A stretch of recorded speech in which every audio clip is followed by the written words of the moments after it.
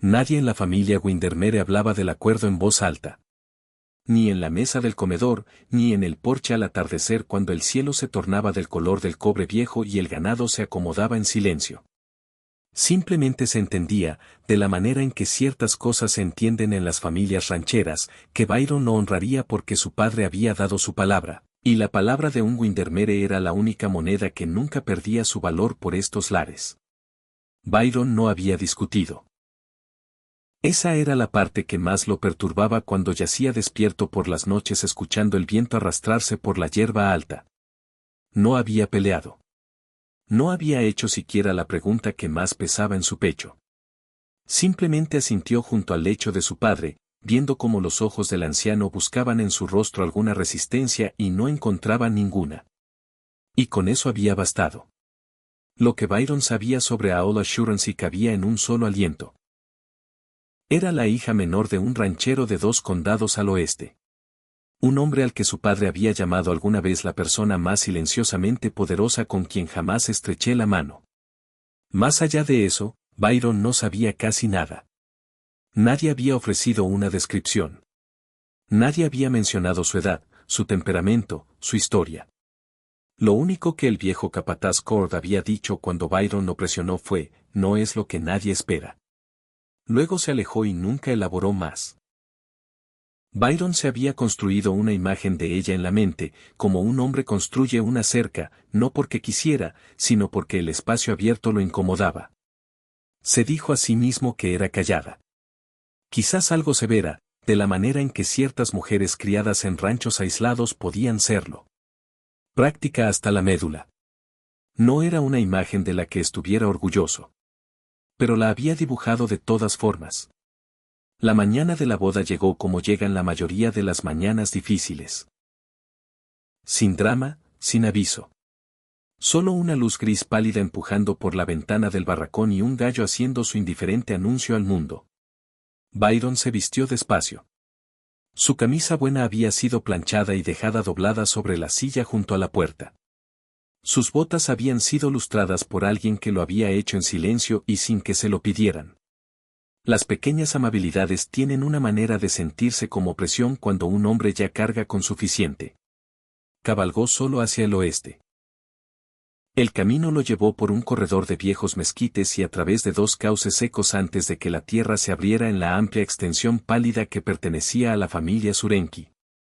Era más grande de lo que esperaba. Las cercas eran viejas pero bien mantenidas. El tipo de lugar que no necesitaba anunciarse. Una pequeña iglesia blanca se alzaba en el borde de la propiedad. Modesta, con un campanario discreto. Byron se quedó un momento más de lo necesario sobre su caballo antes de descender. El interior de la iglesia olía a resina de pino y cera de vela. Los bancos tenían quizás 30 personas. Manos de rancho, familias vecinas, algunas mujeres mayores vestidas de oscuro que lo estudiaron con la atención particular de quienes ya han formado sus opiniones. Byron tomó su lugar al frente. Las puertas traseras permanecieron cerradas. Mantuvo la mirada al frente, dándole a la gente que observaba el costado de su rostro nada que leer. Entonces escuchó que las puertas se abrían. Pasos suaves y medidos avanzando por el pasillo. Sin prisa. Sin disculpa por el silencio en que llegaban. No se dio vuelta de inmediato.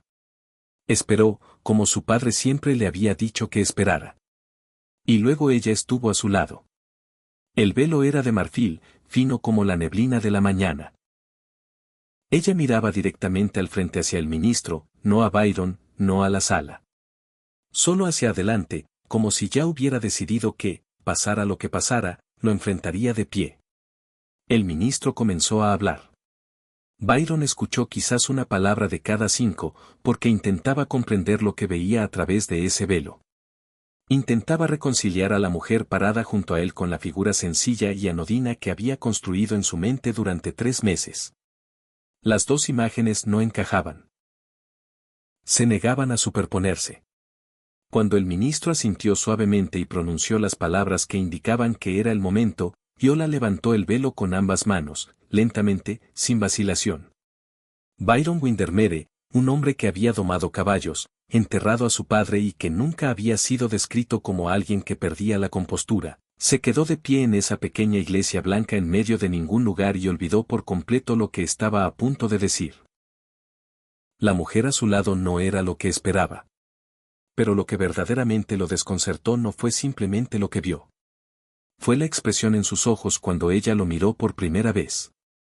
Calma. Directa. Y con algo debajo que no podía nombrar. Algo que parecía casi una pregunta que había estado esperando mucho tiempo para hacer. La recepción se celebró en la tierra abierta detrás de la iglesia. Byron observaba a Yola moverse entre los invitados con una quietud que no era timidez. Hablaba cuando la hablaban. Sonreía, no con la sonrisa amplia y actuada de alguien ansioso por caer bien, sino algo más pequeño y deliberado, ofrecido selectivamente y por eso más significativo cuando llegaba. Cord apareció junto a Byron con el silencio particular de un hombre que había pasado décadas moviéndose entre ganado. ¿Estás bien?, preguntó Cord. Bien, dijo Byron. Cord lo miró de la manera en que los hombres viejos miran a los jóvenes cuando acaban de decir algo técnicamente preciso y completamente inverosímil. Su padre era Edmund Shuransey, dijo Cord finalmente. Falleció hace 14 meses. Le dejó todo. Cada acre, cada cabeza de ganado, cada cuenta en cada banco desde aquí hasta la capital territorial. Ella lo ha estado manejando sola desde entonces. Sin decírselo a nadie fuera del condado. Sin pedir ayuda. ¿Por qué nadie dijo eso?, preguntó Byron, con la voz más baja de lo que pretendía. Ella pidió que no lo hicieran. Los encontró solos por primera vez cuando los últimos invitados se habían ido y las mesas estaban recogidas. Se pararon a unos 2 metros de distancia, con la última luz del día dorando falsamente los bordes de todo. No sabía lo de tu padre, dijo Byron finalmente. Ni lo de la propiedad. Nadie me lo dijo. Lo sé, respondió ella. Les pedí que no lo hicieran. ¿Por qué? Ella consideró la pregunta genuinamente, como si decidiera cuánto de la respuesta verdadera ofrecer. Porque necesitaba saber si aparecerías, dijo, sabiendo nada, sin más razón que la palabra de tu padre. Me estabas poniendo a prueba. Estaba siendo cuidadosa, corrigió ella, suavemente, pero sin disculparse. Las semanas que siguieron se movieron con el ritmo de la tierra. Byron aprendió el rancho Shuransey como había aprendido todo lo difícil en su vida. Apareciendo antes de estar listo y prestando mucha atención. Aprendió que Yola se levantaba antes del amanecer sin excepción. Que llevaba las cuentas del rancho en un libro de cuero con una precisión que habría impresionado a hombres con el doble de su edad y experiencia. Que era más exigente consigo misma que con cualquiera de los que trabajaban para ella. Aprendió que leía por las noches a la luz de la lámpara, historia principalmente, derecho ocasionalmente. Que reía raramente, pero cuando lo hacía, era sin reservas. Y que él había comenzado, sin reconocerlo del todo, a escuchar esa risa a través de cualquier distancia que lo separara. Ella también lo aprendió a él. Notó que revisaba los caballos lo último cada noche sin que se lo pidieran. Que arreglaba las cosas en silencio sin reportar que las había arreglado. Que se sentía incómodo con la gratitud expresada demasiado directamente. Y entonces aprendió a ofrecérsela de lado, en reconocimientos prácticos en lugar de declaraciones abiertas. Eran 2 personas cuidadosas aprendiéndose mutuamente en incrementos cuidadosos. Era lento. Era honesto. Cuando Aldean regresó con un abogado para reclamar las 3000 acres a lo largo del cauce, Byron lo esperó en la puerta del rancho. Había pasado la semana anterior revisando con Yola y el abogado de su padre cada documento, cada escritura, cada acuerdo registrado en los libros Urenki. El acuerdo verbal que fue rechazado por escrito 4 veces por Edmund Shuransey no tiene validez, dijo Byron, mirando directamente a Aldean. Es bienvenido a probarlo ante un tribunal territorial. Entiendo que el juez de este distrito es un hombre minucioso. Tomaron la oferta. No de inmediato, porque hombres como Aldean nunca ceden de inmediato.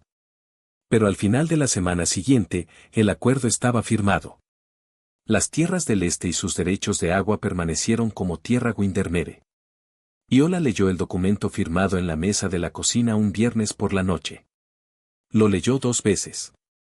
Luego lo dejó y miró a Byron con una expresión que él no le había visto antes, abierta de una manera que rara vez permitía. Gracias, dijo. ¿Lo habrías manejado sin mí? Respondió Byron. Sí, dijo ella, pero no tuve que hacerlo. Él extendió la mano sobre la mesa y cubrióla de ella. Ella miró su mano, luego lo miró a él. No se retiró. La primavera siguiente, el rancho Windermere dio la bienvenida a su primer hijo en una mañana clara. Byron se sentó fuera de la habitación durante 4 horas mirando el suelo. Cuando Cord abrió la puerta con una expresión que respondía a cada pregunta antes de que Byron pudiera formularla, Byron entró despacio. Iola yacía exhausta contra las almohadas, con el cabello suelto y una expresión en el rostro que Byron nunca había visto. No la compostura, no la mirada directa y calculadora. Solo algo sin guardia y completo. Sostenía a su hija. Byron se sentó junto a ella y la rodeó con el brazo. Ella se recostó sobre él. Sin cálculo, sin posicionamiento cuidadoso. Solo el simple peso humano de alguien que se permite descansar. Afuera, la tierra se extendía en todas direcciones. Cada acre intacto. Era de ellos. Todo. Y más que la tierra, la vida construida sobre ella, lenta y honestamente, sin que ninguno de los dos anticipara del todo dónde encajaría el otro hasta que ya lo había hecho.